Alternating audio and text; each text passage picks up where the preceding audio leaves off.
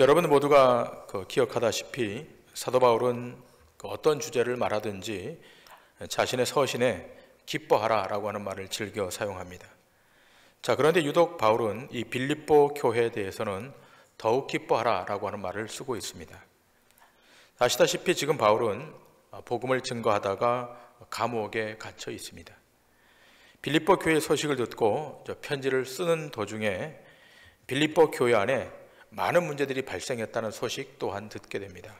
이 문제로 인해서 바울뿐만 아니라 많은 신자들이 걱정하고 염려하고 있었습니다. 그러나 그런 문제가 있었음에도 불구하고 바울 사도는 나의 형제들아 주 안에서 기뻐하라 라고 권면하고 있습니다. 문제보다 기쁨이 그 안에 충만하면 언제든지 그 문제를 극복할 수 있기 때문입니다. 바울은 이 기쁨에 대해서 여러 차례 언급하고 있는데 성경 몇 곳을 좀 보도록 하겠습니다. 빌립보서 1장 18절입니다. 그러면 무엇이뇨? 외모로 하나 참으로 하나 무슨 방도로 하든지 전파되는 것은 그리스도니 이로써 내가 기뻐하고 또한 기뻐하리라. 자, 빌립보서 2장 17절 18절도 이렇게 기록되어 있습니다. 만일 너희 믿음의 재물과 섬김 위에 내가 나를 전제로 드릴지라도 나는 기뻐하고 너희 무리와 함께 기뻐하리니 이와 같이 너희도 기뻐하고 나와 함께 기뻐하리라. 빌립보서 4장 4절도 이렇게 기록되어 있습니다. 주 안에서 항상 기뻐하라. 내가 다시 말하노니 기뻐하라. 자, 오늘 본문 3장 1절도 이렇게 기록되어 있지 않습니까? 나의 형제들아 주 안에서 기뻐하라. 자, 그러면 오늘 예배하는 여러분은 평소에 기뻐하십니까? 아니면 근심하며 우울하게 살아가고 계십니까? 코로나19를 지나는 지금 많은 사람들이 기쁨을 잃어버린 채 살아가고 있는 것 같습니다. 자, 그래서 어떤 사람들은 억지로 웃게 하려고 유머를 만들어내기도 하고 또 어떤 사람들은 웃는 일을 직업으로 삼고 동분서주하기도 합니다. 그런데 그렇게 남을 웃기는 일이 얼마나 힘든 일인지 남들에게 말은 못하지만 그 마음에 고역 아닌 고역이 있는 것 같습니다. 그러므로 성경에서 항상 기뻐하라고 하는 이 말씀은 우리 인간이 스스로 주체가 되어서 그 기쁨을 만들어내라는 것이 아닙니다. 교회도 감정적인 기쁨을 만들어내기 위해서 인위적으로 프로그램을 만들고 연출한다면 그것이 찬양이든 설교이든 그것 또한 육신의 일이 될 것입니다. 자, 그러면 바울은 이 감옥에 갇혀 있음에도 불구하고 무엇으로 기뻐하고 무엇으로 즐거워하라고 하는 것입니까? 그것은 주 안에 있기 때문에 즐거워하고 주 안에 있기 때문에 감사하다라고 말씀하고 있습니다. 주 안이라고 하는 말은 바울 서신에 가장 많이 사용되고 있는 말 가운데 하나입니다. 여러분, 우리가 예수님을 믿는다라고 하는 것은 우리가 주 안에 존재하고 있음을 말하는 것입니다. 또 이 말은 예수님이 우리 안에 계신다라고 하는 말이기도 하고 예수님이 우리 안에 그의 영으로 거하신다라고 하는 말이 되기도 합니다. 여러분이 알다시피 예수님께서 십자가에서 돌아가실 때 다 이루었다 하시고 그 영을 신자들에게 넘겨주었다라고 성경은 기록하고 있습니다. 오늘 여기 오신 여러분 모두는 다 바로 그 영을 받으신 분들입니다. 그러므로 신자는 어떠한 삶의 형국에 직면했을지라도 그 영으로 말미암아 기뻐하고 그 영으로 말미암아 즐거워하게 되는 것입니다. 그리고 이 기쁨이 개인을 넘어 공동체 안에, 이 교회 안에 넘쳐 흐르고 있어야 됩니다. 자, 그런데 바울은 이 기쁨을 훼손하게 하고 방해하는 일단의 무리들이 있음을 말하고 있습니다. 제가 오늘 이 본문을 강의하면서 참 부담스러웠습니다. 왜냐하면 바울이 아주 직설적인 표현으로 그 무리들에 대해서 표현하고 있기 때문입니다. 오늘 본문 3장 2절에 이렇게 기록되어 있습니다. 이 기쁨을 훼손하는 일단의 무리들, 개들을 삼가고 행악하는 자들을 삼가고 몸을 상해하는 일을 삼가라. 말씀이 조금 직설적이라 당황스럽기까지 한데요, 바울은 거침없이 말합니다. 개들을 삼가고 행악하는 자들을 삼가고 몸을 상해하는 자들을 삼가라. 자, 새 번역에 보면 이렇게 되어 있습니다. 개들을 조심하십시오. 악한 일꾼들을 조심하십시오. 살을 잘라내는 할례를 주장하는 자들을 조심하십시오. 자, 지금 바울 사도가 조심하라고 하는 내용은 딱 한 가지 메시지인데요. 그 한 가지가 바로 이 신앙의 근간, 교회의 근간을 흔들 수 있는 것이기에 조심하라라고 말합니다. 그것이 무엇인가 하면 유대인이나 이방이나 가릴 것 없이 구원은 오직 예수 그리스도의 은혜로만 얻는다라고 하는 것. 이것이 그 핵심입니다.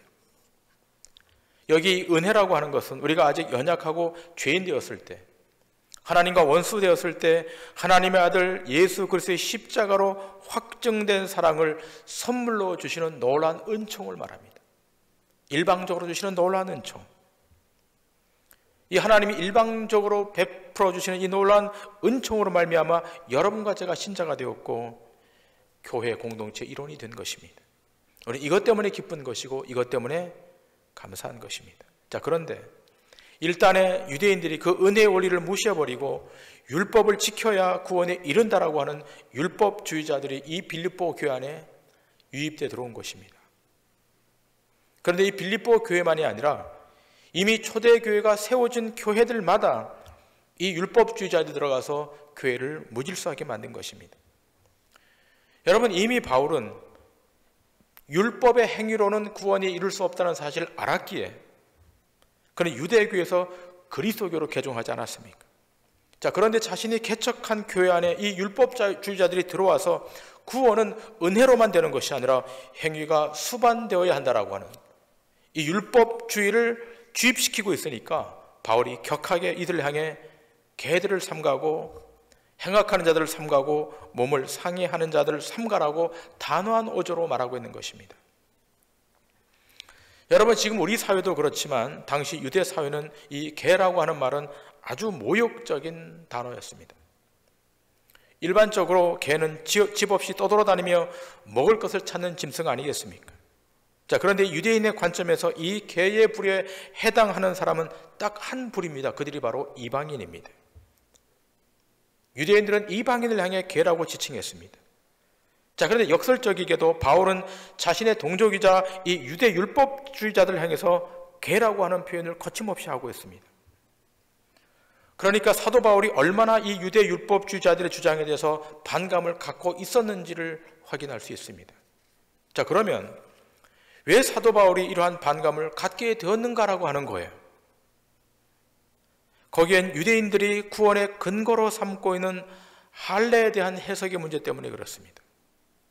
할례에 대한 해석의 문제 때문에 바울이 지금 격노하고 있는 겁니다. 여러분, 이 부분은 우리 신앙생활에 참 중요한 것이기 때문에 잠시 조금 더 깊이 말씀드리겠습니다. 여러분, 유대 사회에서는 몸에 할례를 행하는 것, 이것은 모세의 율법보다 앞선 그들의 믿음의 조상 아브라함에게 시행했던 이 언약의 증표였기에 아주 중요하게 여겼습니다. 모세가 하나님으로부터 십계명을 받기 전, 그 이전에 언약을 받은 하나님의 백성의 표식으로 하나님이 아브라함에게 할례를 행했기 때문에 이 할례가 대단히 중요했던 것입니다. 그래서 유대인들은 자신이 거룩하게 구별된 하나님의 백성임을 확인케 하는 두 가지 표식이 있었는데 그 하나가 첫 번째는 안식일을 지키는 것이었고 두 번째는 자기 몸에 할례를 행하는 것이었습니다. 안식일이 유대인들의 겉으로 드러나는 구별됨이라면 이 할례는 겉으로 드러나진 않지만 몸에 표식을 하게 함으로 인해서 스스로 선택받은 하나님의 백성임을 확인케 하는 중요한 표징이었습니다. 여러분, 이스라엘의 통일왕국 시대의 초대왕이었던 사울왕 기억하시지 않습니까? 이 사울왕이 블레셋과의 전쟁에서 심각한 부상을 입습니다. 심각한 부상을 입었을 때 뭐라고 말하는가 하면 할례 없는 자의 손에 의해 죽임을 당하느니 차라리 내 부하의 칼에 죽겠다. 자신의 부하에게 명령합니다. 그 칼로 나를 찌르라고 명령합니다. 근데 사울의 부하가 어떻게 자기 주군을 찌를 수가 있겠습니까? 그래서 어떻게 해요? 사울왕 자신이 자신의 칼 위에 엎드러져서 자결합니다. 무할례자의 손에 의해서 죽임을 당하느니 차라리 자살하는 것이 낫겠다고 여길 정도로 이 유대인들은 할례를 중하게 여겼습니다. 자, 그런데 바울 사도도 태어난 지 8일 만에 할례를 받은 정통 유대인입니다. 자, 그런데 왜 사도 바울이 자신의 동족 유대인들에게 율법주의자들에게 그들을 개들이라고, 행악하는 자들이라고 강력하게 비판합니까? 여러분, 이 부분을 오늘 이 말씀을 통해서 풀어야 될 것입니다. 자, 이 말씀을 풀기 위해서 우리는 잠시 창세기로 돌아갑니다. 창세기 17장 1절의 말씀입니다. 아브라함이 99세 때 여호와께서 아브라함에게 나타나서 그에게 이르시되 나는 전능한 하나님이라 너는 내 앞에서 행하여 완전하라. 하나님이 지금 아브라함에게 나타나십니다. 99세 때 나타나셔서 말씀하십니다. 나는 전능한 하나님이라 너는 내 앞에서 행하여 완전하라. 여러분, 인간이 하나님 앞에서 완전할 수 있습니까? 없습니까? 결코 없습니다. 자, 그런데 왜 하나님은 아브라함에게 나타나셔서 나는 전능한 하나님이라 너는 내 앞에서 행하여 완전하라라고 말씀하시는 것입니까? 여러분, 이 말씀은 바로 앞에 장에 있는 창세기 16장 16절의 말씀을 보셔야 됩니다. 이렇게 기록되어 있습니다. 하갈이 아브라함에게 이스마엘을 낳았을 때 아브라함이 86세였더라. 자, 아브라함이 자기 아내 사라에게서가 아니라 여종 하갈에게서 아들을 얻습니다. 그 아들이 이스마엘이고 그때 얻었던 나이가 86세입니다. 86세 때 이스마엘을 얻습니다.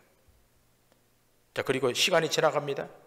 13년이 지나고 난 이후 하나님께서 아브라함에게 나타나셔서 너는 내 앞에서 행하여 완전하라라고 말씀하십니다. 자, 이 내용을 조금 더 완전하게 이해하기 위해서 잠시 아브라함의 생애를 조금만 추적하도록 하겠습니다. 아브라함이 갈대아 우르에서 몇 세 때 하나님의 부르심을 받았는지는 성경에 나오질 않습니다. 자, 그런데 이 갈대아 우르에서 하란까지는 데라가 주도해서 인도합니다. 그리고 이렇게 하란까지는 왔지만 더 이상 가지 못하고 여기 머물러 있다가 이 데라의 수명이 다해서 죽게 됩니다. 자, 이제부터는 아브라함이 이 가문, 이 공동체를 이끌어갑니다. 이때 아브라함의 나이가 75세였습니다. 아브라함은 이 하란을 떠나 어디로 가는가 하면 가나안 땅으로 갑니다. 근데 이 가나안 땅에 들어가자마자 거기 흉년이 있게 됩니다. 더 이상 잊지 못하고 이제 이집트로 가게 됩니다. 애굽으로 갑니다. 이 애굽으로 가면서 문제가 발생하는데 아브라함은 자기 아내 사라를 여동생이라고 속입니다. 두려워서 거짓말을 한 겁니다. 자, 이때 바로왕의 신하들이 이 아브라함의 아내 사라를 보고 나서 자기 죽은 왕에게 보고합니다. 그러자 그 왕이 사라를 자기 아내로 삼겠다고 데리고 오라 그럽니다. 아브라함은 그 대가로 많은 재산을 받게 됩니다. 자, 그런데 그날 밤 하나님이 이 바로 왕에게 나타나십니다. 그리고 강력하게 책망합니다.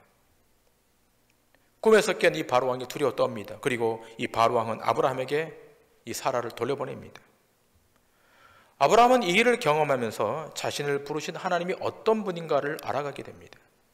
그리고 자기 조카 롯을 구해오면서 멜기세덱의 축복을 받음으로 하나님이 어떤 분인지를 조금 더 상세하게 알게 됩니다. 어떤 하나님을 알게 되는가 하면 하나님은 말씀하시고 그 말씀을 이루시는 하나님인 것을 알게 됩니다. 창세기 15장 6절은 이렇게 기록되어 있습니다. 아브라함이 여호와를 믿으니 여호와께서 이를 그의 의로 여기시고. 이제 아브라함이 하나님을 서서히 알아갑니다. 하나님은 말씀하시고 말씀하시는 것을 이루시는 하나님인 것을 알아가게 됩니다. 자, 그런데 현실은 어떻습니까? 아무런 변화가 없는 거예요. 하나님께서 아브라함에게 말씀하셨습니다. 내가 너의 방패요 너의 지극히 큰 상급이라고 말씀하셨지만 아브라함의 현실은 단 1도 바뀔 기미가 없습니다. 그래서 어떻게 했던 것입니까? 아브라함의 아내 사라가 자기 여종 하갈을 아브라함에게 주면서 씨를 받게 해요. 그래서 출생한 아이가 조금 전에 말씀드렸던 이스마엘입니다. 자, 그런데 이 이스마엘이 출생한 이후에 하나님께서 이들 부부 앞에 나타나지 않습니다. 하나님이 현현하지 않습니다. 무려 13년간 하나님이 이들 앞에 나타나지 않습니다. 자, 그리고 이 13년간의 시간이 흐르고 아브라함은 드디어 99세가 됩니다. 바로 이때 하나님이 나타나셔서 아브라함에게 말씀하십니다. 그 첫 마디가 너는 내 앞에서 행하여 완전하라. 여러분, 이 말씀은 너는 왜 나의 약속을 믿지 못하고 내 혈과 육의 능력으로 자식을 낳느냐, 책망하는 차원으로 하신 말씀이었고, 그 말씀의 배경은 이것입니다. 너는 내 앞에서 행하여 완전하여 나의 의를 이루라 라고 하는 뜻이 그 안에 담겨 있습니다. 그러므로 하나님 앞에서의 완전, 하나님 앞에서의 완전은 하나님의 약속, 하나님의 언약을 믿는 것이 하나님 앞에서의 완전인 거예요. 도덕적으로, 윤리적으로 완전하라고 하는 뜻이 아니라 그걸 뛰어넘어서 하나님이 제시하신 그 언약, 약속을 온전히 신뢰하는 것이 하나님 앞에서의 완전입니다. 자, 이렇게 하나님이 말씀하시고는 아브라함에게 드디어 할례를 다시 시행합니다. 그러면서 하시는 말씀이 뭔가 하면 너와 사라 사이에 자녀가 있을 것임을 말씀합니다.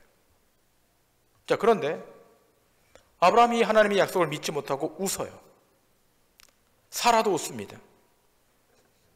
자신의 나이가 100세가 되었고 사라는 90세가 되어서 이미 경수가 끊어진 지 오래됐습니다. 원래 아이를 낳지 못했던 여인이었는데 경수까지 끊어졌으니까 가망성이 단 0.0001%도 없지 않겠습니까? 그러니까 웃는 거예요. 하나님의 말씀을 비웃은 것입니다. 인간의 혈과 육으로서는 일어날 수 없는 일이기 때문에 그랬던 거예요. 자, 그럼에도 불구하고 하나님은 이 아이의 이름까지 지어주는데 그 아이의 이름을 이삭이라고 지어주시면서 약속을 합니다. 그리고 한 해가 지나가 아브라함, 사라 둘 다 믿지 않았지만 이삭이 출생합니다. 그러므로 하나님의 약속은 인간의 비웃음을 배경으로 이루어지는 거예요. 다 비웃은 거예요. 누구라도 비웃을 수밖에 없을 거예요. 그러나 하나님의 약속은 그 인간의 비웃음을 뛰어넘어서 하나님의 약속이 이루어지는 것입니다. 그리고 그 완성이 신약으로 오게 되면 십자가인 거예요. 십자가 위에서 우리 주님이 온갖 인간의 조롱과 비난을 다 받지 않았습니까? 온갖 유대인들이, 온갖 로마 군대들이 다 비웃지 않았습니까? 그럼에도 불구하고 예수님이 다 이루셨다라고 말씀하신 그대로 부활이 일어났고 승천이 일어난 거예요. 자, 그렇다면 하나님께서는 왜 아브라함에게 99세의 할례를 하라고 말씀하신 것입니까? 약속의 자녀는 인간의 능력으로, 인간의 힘으로 나오는 것이 아니라 하나님의 신실하신 약속의 능력으로 나온다는 것을 알게 하기 위함인 것입니다. 할례를 행하라고 한 것은 하나님의 약속은 반드시 이루어진다라고 하는 믿음의 표식이었던 거예요. 그냥 육체적으로 태어나면 생식기를 잘라 표식을 만들어낸 데 의미가 있는 것이 아니라 지금 이 할례라고 하는 의미는 하나님이 말씀하신 약속, 그 언약은 반드시 이루어진다라고 하는 믿음의 표식으로 이것이 주어진 거예요. 자, 그래서 바울은 로마서 4장 11절 이렇게 말하고 있는 겁니다. 그가 할례표를 받은 것은 무할례 시에 믿음으로 된 의를 인친 것이니 이는 무할례자로서 믿는 모든 자의 초상이 되어 그들도 의로 여기심을 얻게 하려 하심이라. 아브라함이 할례를 받았던 것은 무할례 시에 믿음으로 된 의를 인침으로 말미암아 받았기 때문에 모든 이방인들도 하나님의 의로 말미암아 인침을 받게 되면 구원의 영역 안으로 들어올 수 있다는 것입니다. 하나님의 약속은 믿음에서 나는 것이지 너희 육체의 실력과 힘으로 되는 것이 아님을 말씀하고 있는 것입니다. 자, 그런데 이 빌립보 교회 당시 이 유대인들은 그 할례를 자신의 행위로 자랑하고 있으니까 바울은 이들을 향해서 괴라고 명명하는 것입니다. 로마서 4장 1절부터 3절의 말씀을 보시겠습니다. 그러즉 육신으로 우리 조상인 아브라함이 무엇을 얻었다 하리요? 만일 아브라함이 행위로서 의롭다 하심을 받았으면 자랑할 것이 있으려니와 하나님 앞에서는 없느니라. 성경이 무엇을 말하느냐? 아브라함이 하나님을 믿음에 그것이 그에게 의로 여겨진 바 되었느니라. 2절에서 말하고 있지 않습니까? 만일 아브라함이 행위로서 의롭다 하심을 받았으면 자랑할 것이 있으려니와 하나님 앞에서는 없느니라. 그러니까 하나님 앞에서 아브라함의 행위는 아무것도 아니라는 것입니다.